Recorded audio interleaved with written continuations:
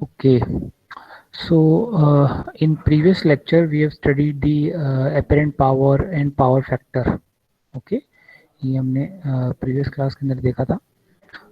Then we have studied, we have done some numericals. Then we have studied more important formula, basically parameter, that is complex power. Okay, और ये हमने देखा था कि complex power is a combination of real power and और real power और active power plus reactive power और imaginary power, और इसके ऊपर हमने क्वेश्चन किए थे और आपको डेफिनेशन बताई थी मैंने पावर फैक्टर की डेफिनेशन क्या होती है. ओके, और फिर लास्ट में हमने कंजर्वेशन ऑफ एसी पावर देखा था. जैसे कंजर्वेशन डीसी पावर है वैसे कंजर्वेशन ऑफ एसी पावर है. ठीक है, ये हमने प्रीवियस क्लास में देखा था. So today the next unit is your three phase circuits. अभी तक हमने जो किया है, चलो डीसी में तो कोई दिक्कत नहीं, लेकिन एसी में भी हमने सिर्फ सिंगल फेज पढ़ा है. ओके, अब सिंगल फेज हम पढ़ चुके हैं. उसके बाद में सिंगल फेज को के बाद में आता है टू फेज, और जो हम नॉर्मल जो मोस्टली जो हमारी सप्लाई आती है वो आती है थ्री फेज. ओके, तो सबसे पहले ऐसा क्या एडवांटेजेस है थ्री फेज के पास कि हम थ्री फेज यूज करते हैं रेदर देन सिंगल फेज और टू फेज. तो कुछ ना कुछ एडवांटेज होगी. अब हम और भी यूज कर सकते हैं, four phase, five phase, six phase and so on. Okay, तो क्वेश्चन ये भी आता है कि भाई थ्री फेज ही क्यों यूज करते, ज्यादा फेज क्यों यूज नहीं करते. ओके, तो ये बहुत सारे आपके क्वेश्चन होंगे, वो आपके आज क्लियर हो जाएंगे that why we are mostly using three phase supply. Okay, और थ्री फेज सप्लाई कैसे जनरेट होती है मैं आपको आइडिया दूंगा, बाकी आप पढ़ चुके हो सिंगल आपके डीसी इस सॉरी मशीन्स के अंदर. Okay, now three phase circuits. अब इसके अंदर आप देखो, एक सिंगल फेज सर्किट के अंदर, सिंगल फेज के अंदर क्या होता है, एक सिंगल फेज सप्लाई होगी, this is my single phase supply, और एक लोड होगा. So this is my incoming path of that current और incoming line and this is outgoing. तो एक सर्किट क्लोज होगा तभी तो आपका करंट फ्लो करेगा. ओके, ये आपका single phase two wire system है. Okay, where VP is my, अब कुछ नहीं दे रखा, that means it is my RMS voltage. Okay, RMS voltage and phi is my phase. Okay, and this is my load impedance. Okay, now दूसरा इसको हम use ना करके एक न्यूट्रल वायर यूज करते हैं, जिसमें जो हम रिटर्न पाथ होता है उसको, उसमें रिटर्न करंट फ्लो करता है. That is this single phase three wire system. ये मेरा single phase two wire system है जो स्टार्टिंग में डेवलप हुआ था, बाद में हमने इसको यूज नहीं किया. फिर हमने बेसिकली क्या यूज किया, single phase three wire system. तो ये देख लो, ये एक सिंगल फेज है, ये सिंगल फेज. इसका फायदा क्या है, इसका ये फायदा है कि सपोज वीपी की वैल्यू 120 वोल्ट है एक सिंगल फेज की, इसकी भी कितनी है 120 वोल्ट. अगर सपोज आपके घरों के अंदर अप्लायंसेस होंगे वो जिनकी वोल्टेज किसी की कम होती है, किसी को रिक्वायरमेंट ज़्यादा होती है, तो कम रिक्वायरमेंट है तो हम इससे यूज़ कर सकते हैं. लेकिन अगर सपोज फॉर एग्जांपल आपकी घर में हैवी मशीन्स हैं, फॉर एग्जांपल गीज़र फिर या फिर वॉशिंग मशीन, जिनको थोड़ी सप्लाई वोल्टेज ज़्यादा चाहिए एसी, तो उसके लिए मुझे 240 वोल्ट चाहिए फॉर एग्जांपल. तब मेरा अगर सिर्फ सिंगल फेज लेता तब हम कैसे फुलफिल कर पाते. तो अब इससे हम 120 वोल्ट भी ले सकते हैं, 120 प्लस 120 कितना हो गया 240, तो 240 भी ले सकते हैं. ओके, तो जितने नंबर ऑफ फेजेस ज़्यादा होंगे उतना हमारे पास एक तो फ़ायदा ये होगा कि हम बेसिकली लो वोल्टेज तो ले ही सकते हैं, साथ ही साथ हम बेसिकली हाई वोल्टेज भी ले सकते हैं. हमको एक्स्ट्रा एक सेटअप लगाने की जरूरत नहीं है कि ऑलरेडी वोल्टेज हमारे पास है. ओके, अब अगर इन दोनों में देखा आपने क्या है, मैग्नीट्यूड और फेज सेम है, मैग्नीट्यूड और फेज सेम है. ओके, और फ्रीक्वेंसी भी दोनों की आपकी सेम है, कंडीशन ये होनी चाहिए. अब हम बात करते हैं पॉलीफेज की. व्हाट इज पॉलीफेज, पॉलीफेज में क्या होता है, आपकी एक से ज़्यादा सप्लाई होती है. जैसे ये एक टू फेज सिस्टम है, अगर मैं बात करूँ तो इसको टू फेज सिस्टम नहीं कहूँगा क्योंकि दोनों आइडेंटिकल है. टू फेज या पॉलीफेज तब कहलाएगा जब मेरा मैग्नीट्यूड तो क्या होगा सेम, ओके, फ्रीक्वेंसी भी सेम, ओके, और जो फेज है that will be different. Okay, for a polyphase system or circuit or system in which AC source operate at the same frequency but different phases are known as polyphase. जैसे ये this is my two phase, ये मेरा single phase है. Single phase इसलिए क्योंकि देखो एक ही phase है ये. Okay, this is my single phase, क्योंकि एक ही फेज की सप्लाई है। और ये टू फेज इसलिए क्योंकि एक फेज तो ये है, मैग्नीट्यूड सेम है दोनों, वीपी वीपी, बट ये 0 डिग्री है, ये आउट ऑफ 90 डिग्री। ये कैसे डेवलप करोगे? तो सिंगल फेज जनरेटर की जगह हम टू फेज जनरेटर कैसे लेंगे? एक वाइंडिंग, दो वाइंडिंग लेंगे हम इस जनरेटर की, तो जो दोनों किसमें 90 डिग्री पे प्लेस्ड होंगी। तो इसमें डिटेलिंग में मैं नहीं जाऊंगा, ये आप मशीन्स में पढ़ोगे या पढ़ चुके हो, ठीक है। तो ये मेरा कौन सा सिस्टम हो गया? Two phase three wire system. और ये मेरा single phase three wire system है, ध्यान रखना। ये सिंगल फेज है और ये मेरा क्या है? पॉलीफेज। ओके, ये ध्यान रखने वाली चीज है। अब ऐसे ही थ्री फेज होगा तो थ्री फेज में थ्री सप्लाई होगी। अब टू फेज में जो दोनों के बीच में फेज डिफरेंस है वो कितना है? 90 डिग्री। ऐसे ही थ्री फेज होगा तो तीनों का मैग्नीट्यूड तो क्या है? देखो वीपी वीपी सेम है, बट फेज एंगल और फ्रीक्वेंसी क्या है? सेम है, but they are out of phase. ये 90 डिग्री आउट ऑफ फेज थे, ये कितने हैं? 120 डिग्री। ओके, देखो ये पहली सप्लाई है, दैट इज 0 डिग्री। ये दूसरी सप्लाई है, that is -120 degree lagging. Minus का मतलब होता है लैग कर रहा है, पिछड़ रहा है, और प्लस का मतलब होता है 120 डिग्री यानी लीड कर रहा है। Okay, so this is my three phase four wire system. ये मेरा न्यूट्रल है, वो रिटर्न पाथ है। ओके, रिटर्न पाथ है करंट का। ओके, तभी करंट मेरा सर्किट एक क्लोज होएगा। दिस आर माय इम्पिडेंस, ठीक है, जो लोड की इम्पिडेंस है। सो समझ में आया कि this is single phase two wire system, this is single phase to three wire system, and this is two phase three wire system, and this is three phase four wire system. Okay, तो जिसके अंदर two phase wire के अंदर आपके जो phases हैं वो 90 degree apart होते हैं, और इसके अंदर 120 डिग्री का फेज डिफरेंस होता है तीनों तीनों सोर्सेज के बीच में। Okay, this is three phase system. अब थ्री फेज सिस्टम ही क्यों, सिंगल फेज क्यों नहीं टू फेज? तो पहला एडवांटेज, सो यहाँ पे मैंने लिख रखा है कि the three phase system are important for at least three reasons. पहला रीजन क्या है कि सपोज आपको सपोज आपकी वोल्टेज चाहिए 120 volt. Suppose let me rub this. Okay, suppose this is 100 volt. Okay, for example 100 volt, ये भी कितना होगा? 100 वोल्ट। तीनों का मैग्नीट्यूड सेम होगा, बस they are out of phase only. 100, अगर मुझे 100 वोल्ट की, सपोज फॉर एग्जांपल आपका एक लैपटॉप है, उसको 100 वोल्ट चाहिए, तो मैं सिर्फ सप्लाई किससे लूँगा? सिर्फ इससे, सिंगल इससे ले लूँगा। यहाँ से करंट जाएगा और न्यूट्रल से वापस आ जाएगा। इन दोनों का मुझे काम ही नहीं है। बट अगर सपोज 200 वोल्ट चाहिए तो तो इसका भी यूज़ करूँगा और इसको भी यूज़ करूँगा, दोनों सप्लाई को यूज़ करूँगा। अगर सपोज 300 वोल्ट चाहिए और हाई वोल्टेज चाहिए, for example for your washing machine, AC, ठीक है, थ्री फेज सप्लाई वहाँ पे चाहिए होती है टू रन देम, तो हम तीनों यूज कर सकते हैं। मतलब मेरे पास थ्री फेज के साथ ये बेनिफिट है, मतलब according to the load I can switch. मुझे एक अलग से सोर्स की जरूरत नहीं है। बट अगर आपने सिर्फ घर में सिंगल फेज ही लगा रखा है तो उससे आप एसी नहीं चला सकते। ओके, बट थ्री फेज से एसी चला सकते हो, प्लस आपकी मिक्सी वगैरह चला सकते हो। तो ये पहला एडवांटेज है कि फिजिबिलिटी इसकी, ठीक है। दूसरी एडवांटेज एक इंस्टेंटेनियस पावर है, ये डिटेल में नहीं जाऊंगा, मशीन में पढ़ोगे आप। इंस्टेंटेनियस पावर जो सिंगल फेज में है वो पल्सेटिंग होता है। पल्सेटिंग का मतलब ऐसे, ये पल्स की तरह। और हम चाहते हैं ऐसा नहीं, मतलब पावर फ्लक्चुएट कर रहा है, फिर तो आपका क्या एसी एक बार कम ज़्यादा ऐसे चलता जाएगा, ठीक है, क्योंकि लोड ज़्यादा है, ठीक है। बट टू फेज, पॉलीफेज या फिर थ्री फेज, दोनों में इस विधा के मैं इंस्टेंटेनियस पावर इज कांस्टेंट।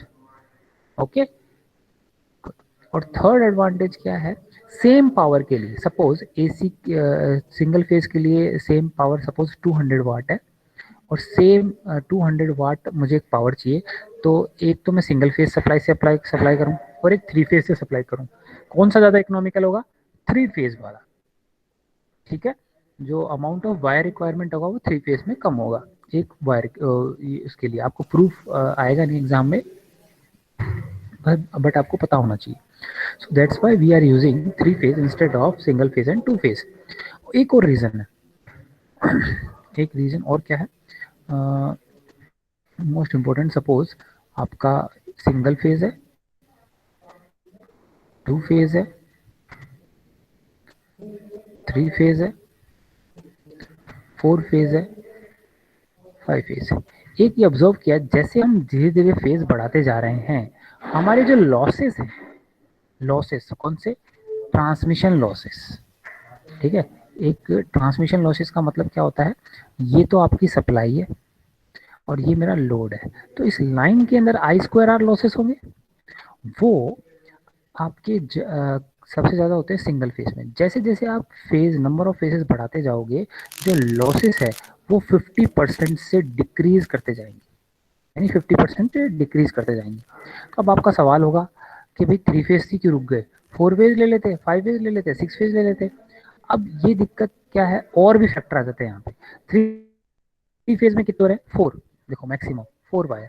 अब ऐसे फोर फेज लोगे तो कितने वायर यूज होंगे, पांच, ऐसे पांच लोगे तो छह, ऐसे तो नंबर ऑफ वायर्स बढ़ गए।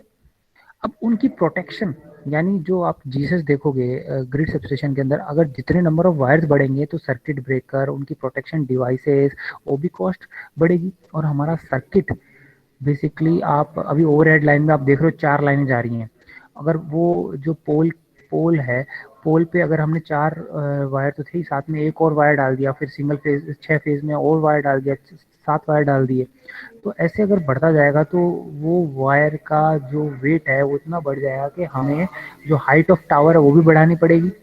ठीक है, सेफ्टी इश्यूज है। तो for economical point of view हम थ्री फेज तक ही रुक गए। ओके, तो हम बेसिकली थ्री फेज यूज करते हैं ज़्यादातर। अब थ्री फेज को कैसे जनरेट किया जाता है, ये आप सर ये लॉसेस कम कैसे हुए ये इसकी सिंगल वही फेज? डेरिवेशन है, मतलब लॉसेस किसकी बात कर रहा हूँ मैं, I square R, I square into R. R क्या है हमारा, आर है मेरे ये जो वायर है, वायर का रेजिस्टेंस। ओके, अब इसमें क्या होता है, ये आप पावर सिस्टम में पढ़ोगे, अभी मैं सिर्फ तुमको आइडिया देता हूँ कि जैसे जैसे आप मुझे बताओ थ्री फेज की वोल्टेज ज़्यादा होगी या सिंगल फेज की, ऑब्वियसली थ्री फेज की। ओके, सपोज इसकी 100 वोल्ट है और थ्री फेज की जो वोल्टेज है वो 300 वोल्ट है। तो ये हमने देखा है, ये प्रूफ आप पावर सिस्टम के अंदर करोगे, जो लॉसेस हैं that are inversely proportional to voltage का स्क्वायर, इसको डिराइव करोगे आप।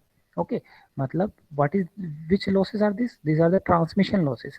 मतलब जितनी वोल्टेज हाई वोल्टेज पे ट्रांसमिट करोगे, ठीक है, जितनी हाई वोल्टेज पे आप ट्रांसमिशन को ट्रांसमिट करोगे, वोल्टेज ज़्यादा होगी तो लॉसेस क्या होंगे, कम होंगे। अब अगर आप भी अभी ट्रेडिंग करोगे, सपोज आप जयपुर में हो, जयपुर में आप जो बिजली रिसीव कर रहे हो कहाँ से कर रहे हो, हीरापुरा से, हीरापुरा आपका हीरापुरा सब स्टेशन है। अब हीरापुरा के अंदर आपको घरों में वोल्टेज कितनी चाहिए थ्री फेज की, अगर मैं बात करूँ 400 वोल्ट, है ना, 400 400 वोल्ट चाहिए। ठीक है, बट अगर आपको पता है जनरेशन पे जनरेटिंग स्टेशन है, वहां पे वोल्टेज कितनी डेवलप कितनी वोल्टेज पे डेवलप हो रहे हैं, 11 kV पे, यानी 11,000 वोल्ट पे हम एसी वोल्टेज जनरेट, मतलब जो पावर है वो जनरेट कर रहे हैं। ठीक है, अब 11 kV से मन नहीं भर रहा हमारा, हम 11 kV को के आगे स्टेप अप ट्रांसफार्मर लगाते हैं। हम स्टेप अप ट्रांसफार्मर क्या करता है, इस 11 kV को 33 kV as well as 66 kV, okay, okay, 111 kV, और अभी तक मैक्सिमम जो ट्रांसमिशन वोल्टेज अभी अचीव किया जा चुकी है दैट इज माई 765 kV। यानी पावर हम किस किस वोल्टेज पे ट्रांसमिट कर रहे हैं, मैक्सिमम टू मैक्सिमम 765 kV। अब इसको ऐसे समझो,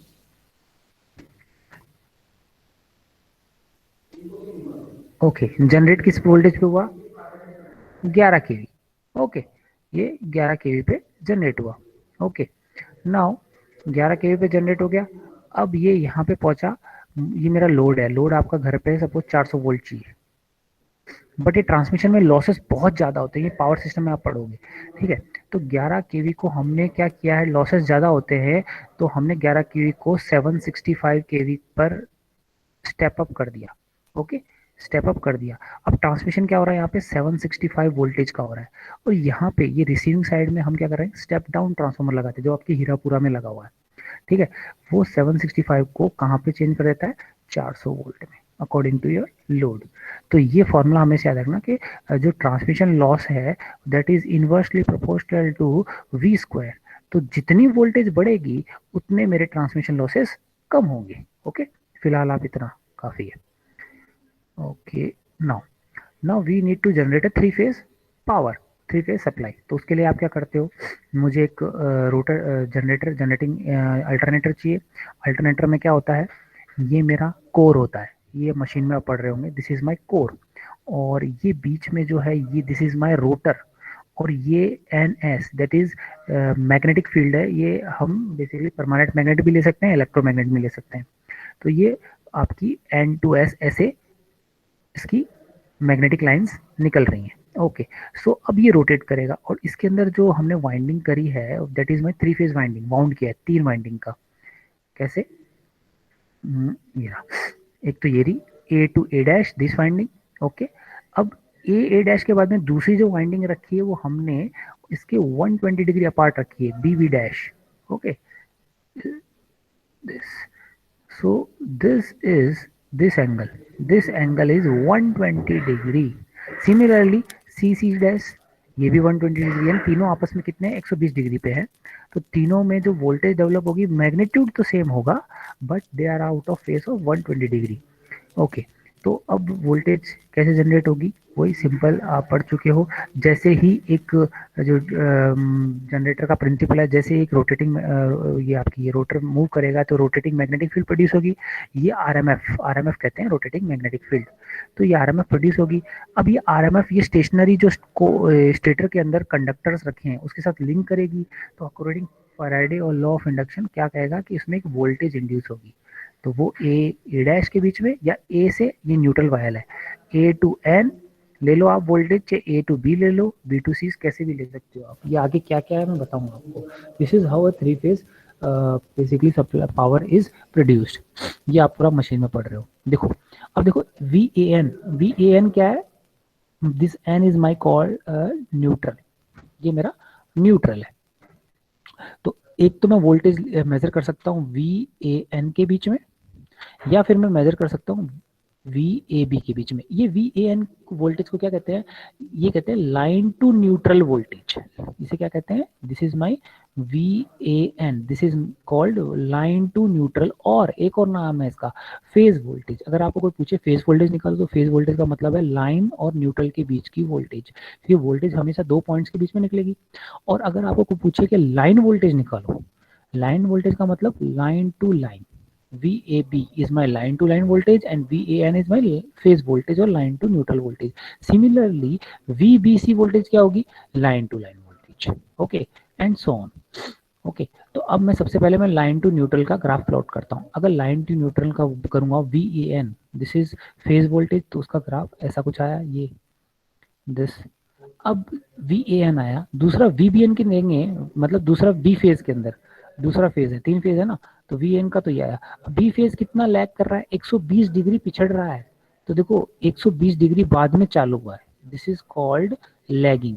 सिमिलरली तीसरा फेज कौन सा है? सी फेज। सी फेज कितना एंगल लैग कर रहा है? 240 डिग्री उससे। तो ये 200 इतनी देर बाद में चालू हुआ है। So this is the three phase supply. Okay, हर एक फेज एक दूसरे से 120 डिग्री अपार्ट है। ए और बी कितना है? 120 है। सिमिलरली बी और सी कितना है? 120 डिग्री।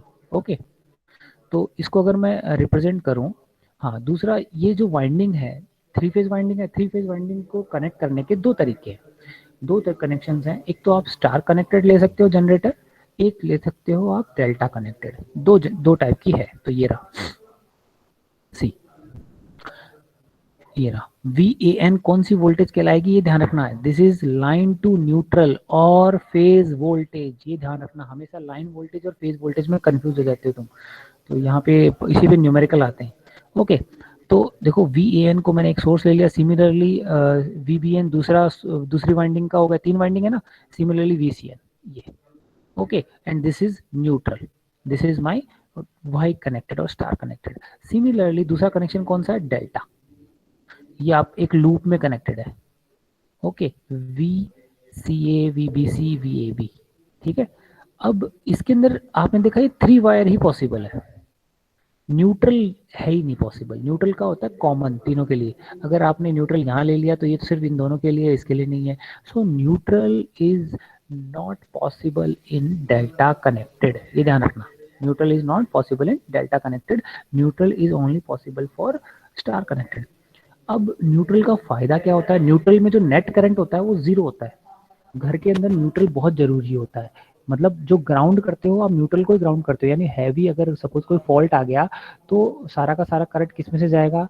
न्यूट्रल में से। और न्यूट्रल में से जाके कहाँ चला जाएगा? उसको अर्थ कर देते हैं तो ग्राउंडिंग हो जाती है, ठीक है। तो और डेल्टा में ऐसा पॉसिबल नहीं है। So delta connected is more dangerous. तो घर के अंदर आप सेफ्टी पर्पस के लिए हम कौन सा कनेक्शन यूज करते हैं? Star connection. ध्यान रखना, जो घर के अंदर जो 3 फेज सप्लाई आती है और घर में जो रिसीव हमारा लोड लगे that are connected in star, because we have extra benefit of neutral. Okay, ध्यान रखना, ये जो घर के अंदर जो सप्लाई आ रही है that is my delta connected. Okay, ये रिसीविंग एंड जो लोड होता है हमारा, आगे बताऊंगा मैं। और तो 2 कनेक्शन हो गए, स्टार और डेल्टा। नाउ अब इसके अंदर ये कौन सी वोल्टेज होगी, मैंने आपको बता दिया, VAN, this is my phase voltage. VCN, this is my phase voltage. VBN, this is my phase voltage. ये बैलेंस्ड है, यानी तीनों के मैग्नीट्यूड सेम होंगे, यानी VAN बराबर VBN बराबर VCN। सी VAN बराबर VBN बराबर VCN।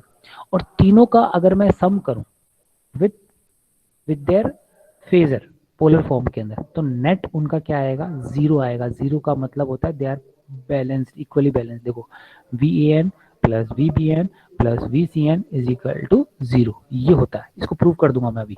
ओके, कैसे? ओके, तो इसको हम अगर ग्राफिकल में शो कराऊं तो कुछ ऐसा आएगा। यहीं पे मैं बनाता हूं, सपोज मैं रेफरेंस ले रहा हूं VAN को, this is my VAN। Okay,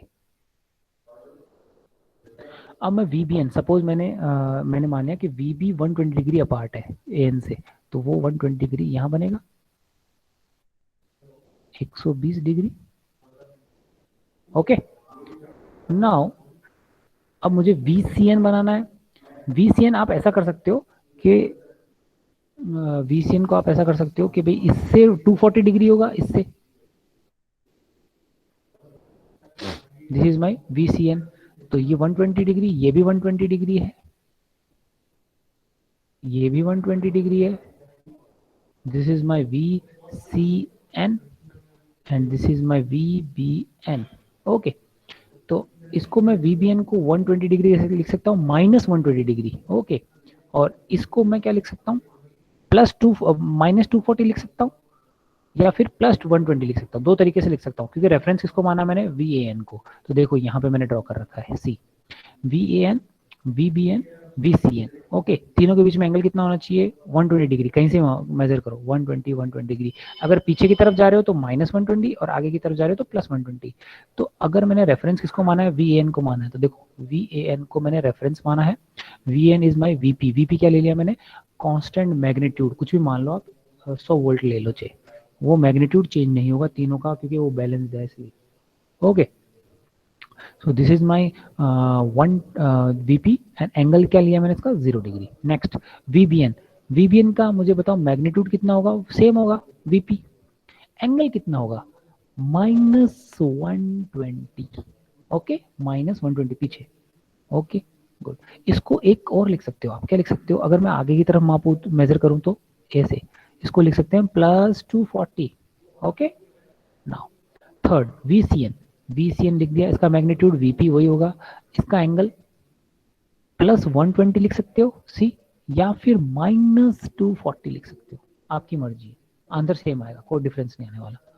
okay, अब इन तीनों को ऐड करना है मुझे, है ना? तीनों को मैं अगर ऐड, ये फेज सीक्वेंस कौन सी हुई? 2 फेज सीक्वेंस है। एक और चीज बता रहा हूं मैं यहाँ पे, what is phase sequence? Phase sequence का मतलब है कि किस डायरेक्शन में रोटर, सॉरी, आपका जनरेटर मूव कर रहा है। ये जनरेटर अगर एंटी क्लॉकवाइज मूव कर रहा है, यानी काउंटर क्लॉकवाइज, उल्टा, ठीक है, तो फेज सीक्वेंस जो जनरेट होगी that will be A, B और सी। इसका फेज सीक्वेंस का मतलब होता है कि ए के बाद में दूसरे दूसरे कौन से फेज ने मैक्सिमम अचीव किया। कैसे? देखो ये रहा, पहले कौन से फेज ने मैक्सिमम अचीव किया? ए ने। उसके बाद में कौन से फेज ने मैक्सिमम अचीव किया? बी ने, फिर सी ने। तो इसकी फेज सीक्वेंस क्या बन गई? A B C. अगर मैं रोटर को क्लॉकवाइज डायरेक्शन में रोटेट करूं तो मेरी फेज सीक्वेंस क्या बन जाएगी? ए सी बी, यानी ए के बाद में जो दूसरा फेज मैक्सिमम अचीव कर रहा है वो कौन कर रहा है? सी कर रहा है। तो ये डिसाइड कर सकते हैं हम bye rotation of generator. Okay, तो ये मैंने फेज सीक्वेंस क्या मानी थी? ए बी सी मानी थी, ए बी सी। एक तो ये फेज सीक्वेंस हो सकती है, दूसरी फेज सीक्वेंस कौन सी होती है, ए सी बी। तो देखो ए सी बी ले ली मैंने, ए एन तो ले लिया, इसके बाद में 120 डिग्री लैग कौन कर रहा है, सी। और फिर तो फिर से इक्वेशन आपकी क्या सेम वैसी ही बनेंगी, वी एन तो वीपी एंगल 0 है, वी सी एन क्या हो जाएगा, वीपी एंगल -120 डिग्री। अब ये -120 डिग्री हो रहा है, ठीक है। नाउ इन तीनों को ऐड करते हैं हम, V A N plus V B N plus V C N. Okay, तीनों को ऐड करते हैं, तो वी ए एन को हम क्या लिख सकते हैं, VP angle 0। V B N को क्या लिख सकते हैं, अगर मैंने फेज सीक्वेंस कौन सी मानी है, एबीसी फेज सीक्वेंस मानी है, एबीसी फेज सीक्वेंस में वी बी एन को क्या लिख सकते हैं, VP angle -120। Okay, similarly V C N को हम क्या लिख सकते हैं, VP angle +120 degree. Okay, now this is equal to, अब इसको ओपन कर लो, ये तो वीपी एज इट इज आएगा, वीपी को इसको ओपन करोगे तो क्या आएगा, cos of -120 plus J of -120। तो ये सब देखो अंदर लिख रखा है मैंने, इन सबको ऐड करोगे तो नेट क्या आएगा, 0। इसलिए मैंने ये इक्वेशन लिखी थी ये वाली। अगर पोलर फॉर्म में इन तीनों को ऐड करेंगे, for balanced three phase system the summation of all phase voltage is equal to 0। ऐसे अगर लाइन वोल्टेज लोगे तो भी 0 आएगा। ओके, दिस इज दी, और इन तीनों का मैग्नीट्यूड क्या होगा आपका, सेम होगा। Okay, so the phase sequence may also be regarded as the order in which the phase voltage reach their peak values with respect to time। ये मैं आपको बता चुका हूँ। ओके, और किस वेलोसिटी से मूव कर रहे हैं, जिसकी जो इसकी फ्रीक्वेंसी है ओमेगा से, फ्रीक्वेंसी से ये रोटेट करते जा रहे हैं फेजर, एबीसी सीक्वेंस में या एसीबी सीक्वेंस से। तो कुछ इंपॉर्टेंट पॉइंट्स हैं, हम देख लेते हैं यहाँ पे। तो the phase sequence is important in three phase power distribution, ये है, ठीक है। Now it determines the direction of rotation of motor connected to power source for example, ठीक है। मतलब फेज सीक्वेंस बताती है, अगर A B C phase sequence है मतलब वो एंटी क्लॉकवाइज मूव कर रहा है, ए सी बी है उल्टा है तो वो क्लॉकवाइज मूव कर रहा है। ओके, नाउ ये मैं बता चुका हूँ कि जनरेटर के कनेक्शंस, जैसे थ्री फेज के दो कनेक्शन हो सकते हैं, वाई और डेल्टा, ठीक है।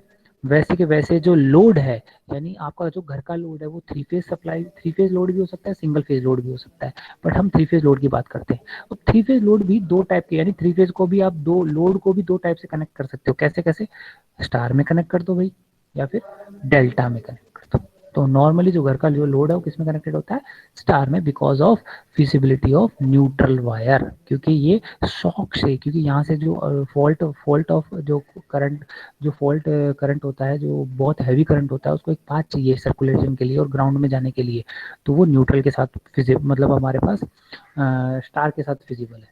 ओके, और न्यूट्रल वायर हो भी नहीं हो वो अकॉर्डिंग एप्लीकेशन पे डिपेंड करता है। ओके, तो अब एक दो टाइप के लोड होते हैं, एक तो होता है बैलेंस्ड लोड और एक होता है अनबैलेंस्ड लोड। जैसे सप्लाई होती है बैलेंस्ड और अनबैलेंस्ड सप्लाई। बैलेंस सप्लाई का मतलब क्या होता है, ये तीनों की फेज वोल्टेज मैग्नीट्यूड क्या होगा, सेम होगा, ध्यान रखने वाली चीज है, और सेम फ्रीक्वेंसी होगी, बस डिफरेंस क्या होगा, फेज। सिमिलरली लोड में क्या होगा, ये लोड में Z1, Z2, Z3 ये तीनों की जो इम्पिडेंसेस हैं, है ना, वो क्या होंगी, सेम होंगी, चाहे स्टार में हो चाहे डेल्टा में हो। यानी ये Z है तो ये अगर सपोज 50 ओम है, दिस इज माई 50 ओम, तो ये भी मेरी 50 ओम होगी और ये भी मेरी 50 ओम होगी फॉर ए बैलेंस्ड लोड। ठीक है, हम बैलेंस लोड ही लेंगे। देखो, for a balanced Y connected load Z1 is equal to Z2 is equal to Z3 is equal to ZY मान लिया मैंने। ओके, ZY, अब ZY क्या हो गया है मुझे बताओ, अगर कोई पूछे कि what is ZY, ZY is my कौन सा इंपेडेंस, दो इंपेडेंस हो सकते हैं, लाइन इंपेडेंस और फेज इंपेडेंस। हम बात करते हैं यहाँ पे, जब भी इंपेडेंस की बात करेंगे हम बात करेंगे किसकी, फेज इंपेडेंस की। तो Z1 is equal to Z2, ये सारी कौन से इंपेडेंस है, फेज, फेज का मतलब होता है लाइन टू न्यूट्रल। ओके, तो ये आपका फेज इंपेडेंसेस है, तो ZY भी मेरा क्या होगा, फेज इंपेडेंस। सिमिलरली डेल्टा में क्या होगा, ZA is equal to ZB is equal to ZC is equal to Z delta. Z delta फिर से क्या आ गया, फेज इंपेडेंस। डेल्टा में कोई ज़्यादा इंपॉर्टेंट कोई डिफरेंस नहीं है फेज और लाइन इंपेडेंस में। क्यों, क्योंकि देखो फेज वोल्टेज और लाइन वोल्टेज दोनों क्या है, डेल्टा के अंदर सेम होती है। ओके, ये ध्यान रखने वाली चीज़ है। नाउ, और ये चीज़ हम देख चुके हैं स्टार डेल्टा ट्रांसफॉर्मेशन से, कि Z डेल्टा अगर तीनों सेम है तो हम अगर उसको ट्रांसमिट करते हैं तो Z delta is equal to 3ZY।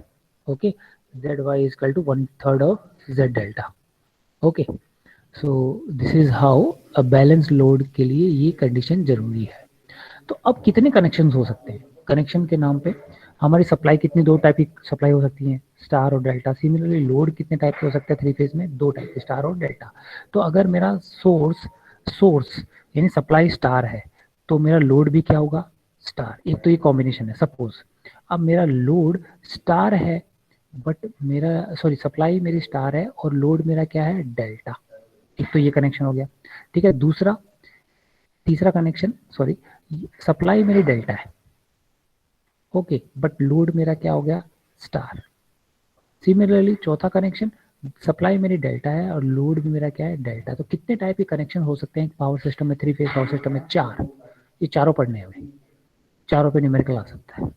ये वैसे ट्रांसफार्मर में आप पढ़ चुके हो कि लाइन वोल्टेज निकालना, फेज वोल्टेज निकालना, ये सब देख चुके हो ट्रांसफार्मर के अंदर वैसे, ठीक है। So there are four type of connections you can imagine in a three phase power system, okay. Now एक एग्जांपल कर लेते हैं। ये क्वेश्चन था, determine the phase sequence of the set voltages. Phase sequence find करनी है। This is VAN। इसको कर लेते हैं। इसको अगर पोलर फॉर्म में लिखना चाहो तो कैसे लिखोगे?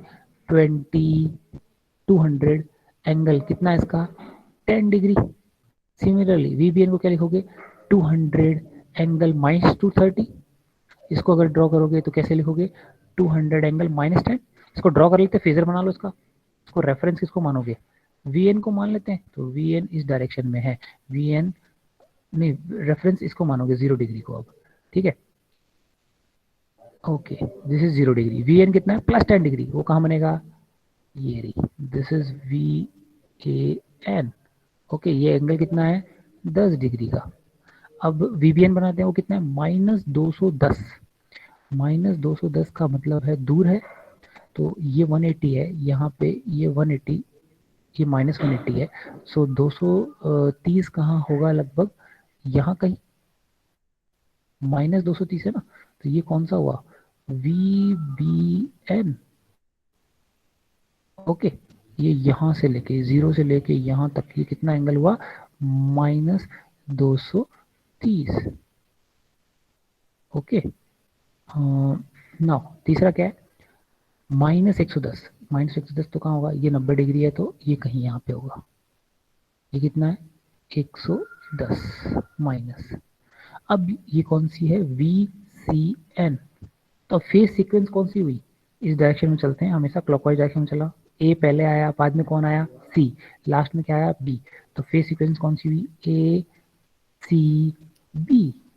सी, ऐसे फाइंड कर सकते हैं, ओके। इसका मतलब देखा कि VAN लीड कर रहा है इसको कितना? 120 डिग्री से। 120 ही तो है, ये एक -110 है, ये 10 है, तो 120 हो गया। 130 -110 कितना हो? ये भी 120 है। तो फिर से थ्री फेज सप्लाई है, बट कौन सा फेज सीक्वेंस है? VA, VC और V। तो ACB is my phase sequence, okay. बाकी आप थ्री फेज ट्रांसफार्मर पढ़ चुके हो, उसके अंदर आप अंदाजा लगा चुके हो। सो यू नो बेटर, फिर भी आपका रिवाइज हो जाएगा, ठीक है।